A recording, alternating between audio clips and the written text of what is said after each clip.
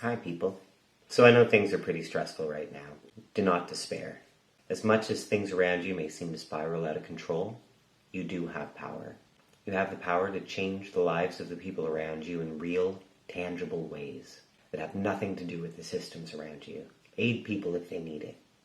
Ask for help if you need it. Make beautiful things in your community. Be a welcoming face to a stranger who may not feel welcome. Be loud about the rights of people at risk and advocate for them. Establish networks with other people who are being threatened.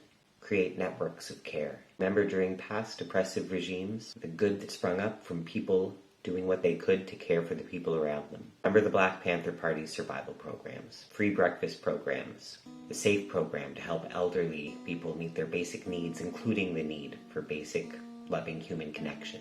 The free medical clinics run by volunteers. Remember during the pandemic when neighborhood groups were created to help people who couldn't leave their homes get food and basic necessities. Remember the check-in groups where people could talk about their needs and their struggles and get support. Disrupt the status quo. Be kind and vulnerable and strong and assertive about the changes that you want to be a part of. Be vocal for those who can't advocate for themselves. Listen to what they need. To quote Savannah Brown, make art if you feel called. Self-knowledge is what allows you to understand everyone else. Aim compassion at your own soul. Make good the small worlds around you which ripple outwards. They do. Have children. Teach them to be gentle. That one line especially. Make good the small worlds around you that ripple outwards. This line haunts me. In a good way.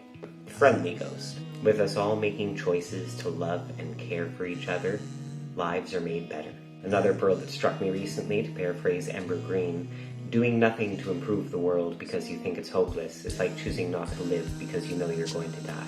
Maybe it is the end of the world, but who cares? We're here, and we can make meaning where there was none before.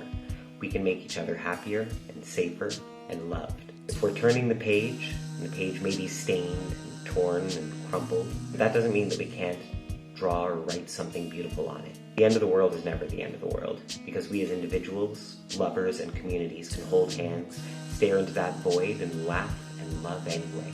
And in the blank space, we can start to imagine all the beautiful things and ways of being that could fill up that space.